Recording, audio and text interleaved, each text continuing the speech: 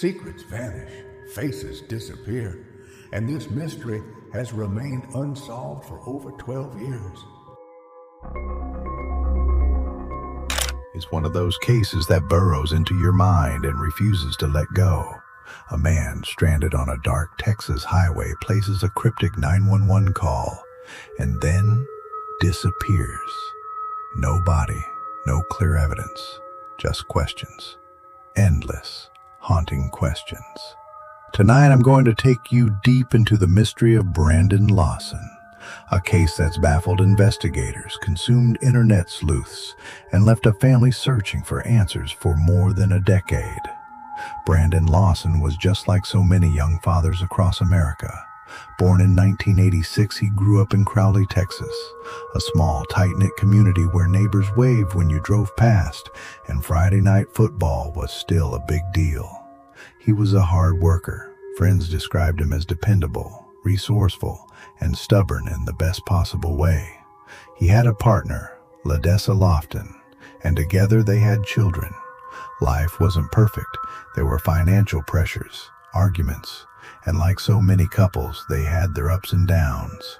Brandon also had a bit of a restless streak, the kind of guy who didn't like sitting still for too long. He worked in the oil industry, which often meant long hours, physically demanding labor, and being away from home for days at a time. But he did it for his family, to provide, to build something. In August of 2013, Brandon was 26 years old. He and Ladessa had been together for roughly a decade. They had built a life together, a home, and dreams for the future. But under the surface, tensions were building. Thursday, August 8th, 2013. It started like so many other nights. Brandon had just finished a long day. He came home in the evening, but there was tension in the air. Reports say he and Ladessa got into an argument. The details of that fight vary depending on who's telling the story, but the core fact remains. It was heated enough for Brandon to decide to leave the house. At around 11:54 p.m., Brandon called his father in Crowley. He told him he was on his way there, a nearly 3-hour drive. His dad tried to talk to him, but Brandon was firm. He needed to get out for a while. Before leaving, he stopped briefly to refuel his truck, a silver Ford F-150. But here's where things get strange. Brandon's paycheck had just come through, yet for reasons we still don't fully understand, his debit card was declined when he tried to get gas. Some accounts say it was an issue with the bank. Others suggest his account may have been overdrawn earlier in the week. Either way, it was a small inconvenience, but in hindsight, it adds another layer to the night's strange sequence of events. Brandon left San Angelo heading northeast, taking Highway 277 toward Bronte, Texas. The road is long, rural, and, at night, almost eerily empty.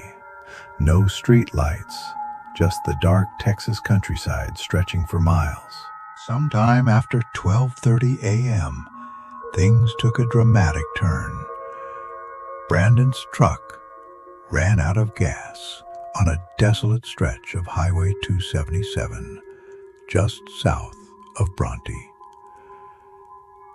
He called his brother, Kyle Lawson, for help. The time was approximately 12:38 a.m. On the phone, Brandon told Kyle he was out of gas and needed him to bring some. Kyle agreed, but said he'd need to stop and get a gas can from his house first. At this point, the situation seemed straightforward, inconvenient, but not alarming. But then, Brandon said something that would later become a key part of the mystery. He told Kyle that 3 guys were chasing him out of town. He sounded agitated, even frightened. It wasn't just a truck problem anymore. It was something else, something dangerous. By the time Kyle and his girlfriend got in their car to head toward Brandon, they were trying to make sense of what he'd said. Was he in trouble? Was it paranoia? Drugs? Or was there really someone after him? It was now approaching 1 a.m. Brandon called 911, and that call, just 43 seconds long, is one of the most chilling pieces of audio I've ever heard. At 12:54 a.m.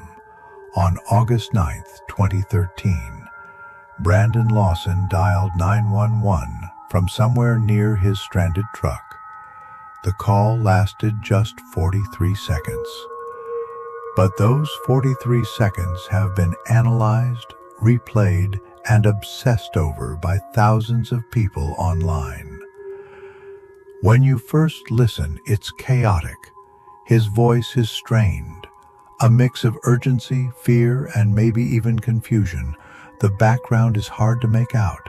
There's wind noise, maybe passing vehicles, and then Brandon's words. Yes, I'm in the middle of a field. Unintelligible. Pulled some guys over. Right here, going toward Abilene. They're chasing me. I'm running toward the woods. Please, hurry. The audio is grainy. Different interpretations exist. Some hear him say, I ran into them, while others think he says, I ran from them. There's also a part that sounds like, I accidentally hit somebody, which adds a whole different layer of speculation. The dispatcher, clearly confused, tries to get more information. Brandon continues speaking, but much of it is muffled or overlaps with static. Then, the call ends. No one knows for sure who or what Brandon was talking about. Meanwhile, Brandon's brother Kyle was on his way with a gas can. Kyle had no idea his brother had called 911. Around 1:10 a.m., Kyle and his girlfriend reached the stretch of Highway 277 where Brandon's truck was parked. The truck wasn't pulled neatly onto the shoulder. It was partly angled, as if it had drifted before stopping. The driver's side door was unlocked. Inside, Brandon's wallet and phone charger were still there. There was no sign of Brandon himself. Kyle tried calling him, and Brandon actually picked up. He was out of breath, speaking quickly. He told Kyle he was 10 minutes up the road, and that he was bleeding. Bleeding from what? He didn't say. And then the call dropped. Unbeknownst to Kyle, a sheriff's deputy had been dispatched after the 911 call. Around 1:18 a.m., that deputy arrived at the truck as well.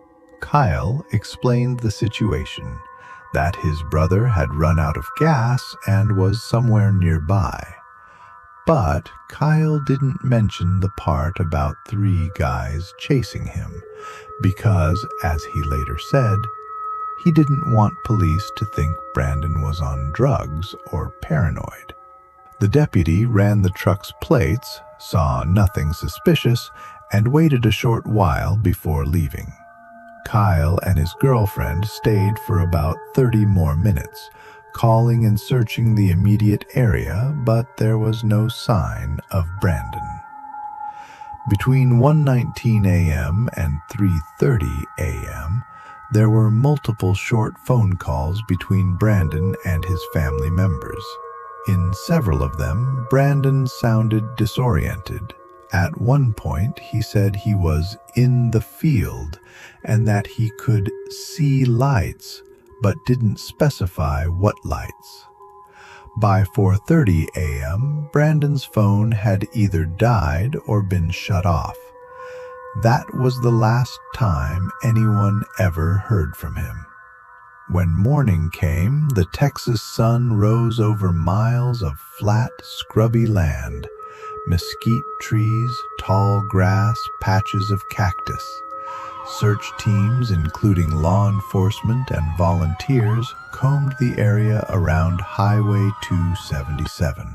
They found no sign of Brandon, no footprints that could be confirmed as his, no clothing, no blood, nothing.